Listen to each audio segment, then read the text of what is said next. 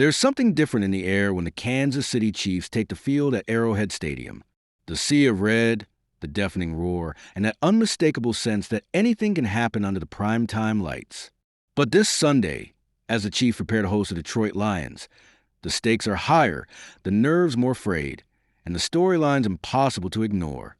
The Chiefs, often the NFL standard bearer for swagger and success, find themselves in unfamiliar territory. Their record, 2 wins, 3 losses, is a far cry from the dominance fans have learned to expect. The most recent blow? A razor-thin 31-28 defeat at the hands of the Jacksonville Jaguars, a game that exposed Kansas City's struggle to close out tight contests. For a team that once seemed unbeatable in clutch moments, and 0-3 record in one-score games is a glaring red flag. Yet, amid the uncertainty, one constant remains: Travis Kelce. The all-pro tight end has been the Chiefs' heartbeat, his hands as reliable as ever. Against Jacksonville, Kelce hauled in 7 passes for 61 yards and a touchdown, a performance that seemed to scream, "Follow my lead." Across the season, he's accumulated 22 catches, 223 yards, and 2 scores, a bright spot in an otherwise shadowed campaign. But football is a team sport, and Kelce's individual brilliance has done little to mask Kansas City's broader issues. The usually sharp Mahomes to Kelce connection has often been one of the few things keeping the Chiefs afloat. But even that can't shield them from a leaky defense, untimely penalties, and a palpable lack of the old killer instinct. So what's gone wrong? And can the Chiefs turn it around before the season slips away? Across the field, the Detroit Lions arrive at Arrowhead with a very different story.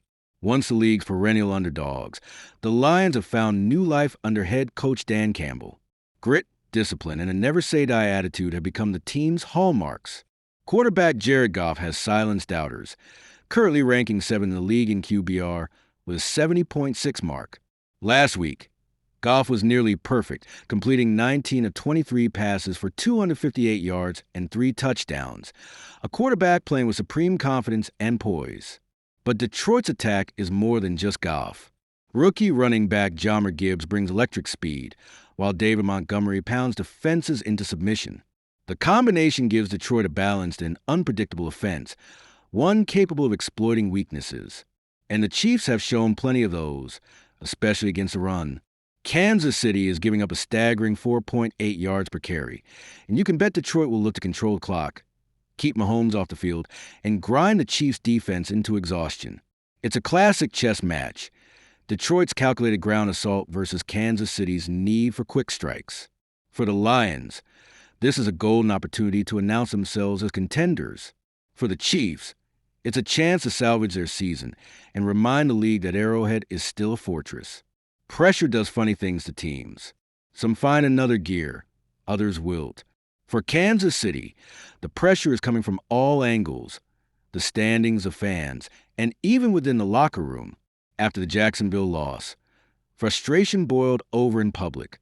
On the New Heights podcast, Travis Kelce and his brother Jason, himself a Super Bowl champion, didn't sugarcoat the Chiefs' issues. Travis, usually the definition of cool under fire, looked visibly frustrated. "We go up 14 points. We can't let them get back into it," he admitted. The Chiefs, he lamented, had not only blown a healthy lead, but had sabotaged themselves with 14 penalties. It was, by his own admission, a sloppy, undisciplined performance. Jason Kelce, always a straight shooter, agreed, calling the game uncharacteristically sloppy for Kansas City. He gave credit to Jaguars quarterback Trevor Lawrence for leading his team to victory, but the message was clear: the Chiefs beat themselves as much as they were beaten. Even Patrick Mahomes, usually the embodiment of calm, sounded the alarm after the game. "We have the guys, and we've executed at certain points in games and looked really good, but we crush ourselves with penalties and mistakes," he said, his frustration barely concealed. "It's not just about one loss. It's about a pattern. The Chiefs are making mental errors, losing focus, and letting games slip away. For a team accustomed to the pressure of January football, these are the kind of growing pains that can either break a season or forge a championship resolve. And then there's the wild card, Taylor Swift. Yes, you read that right. Rumors of Swift's connection to Kelce have sent both sports and entertainment media into a frenzy. whether she's in the crowd or just in the conversation.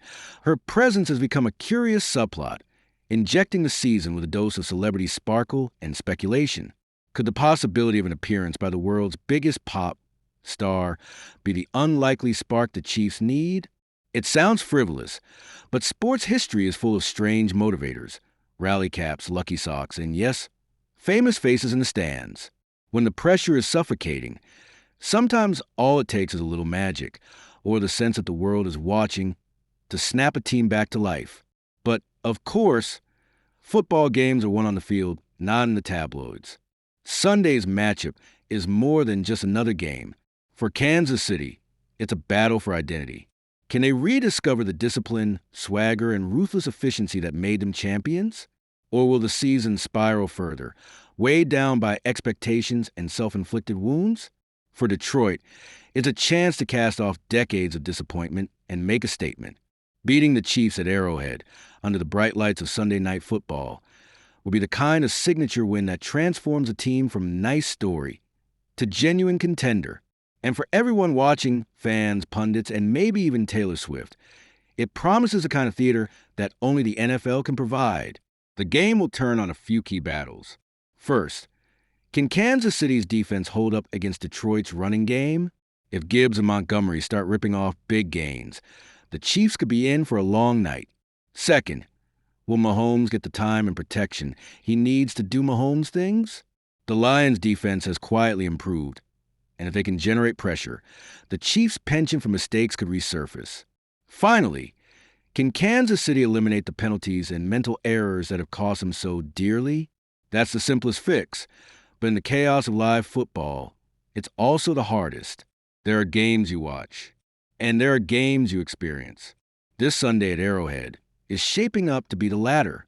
The Chiefs, battered but unbowed, face a Lions team eager to seize their moment. The pressure is suffocating, the stakes enormous, and the storyline's irresistible. Whether you're tuning in for the football, the drama, or just a glimpse of a superstar in the crowd, this is one game you won't want to miss.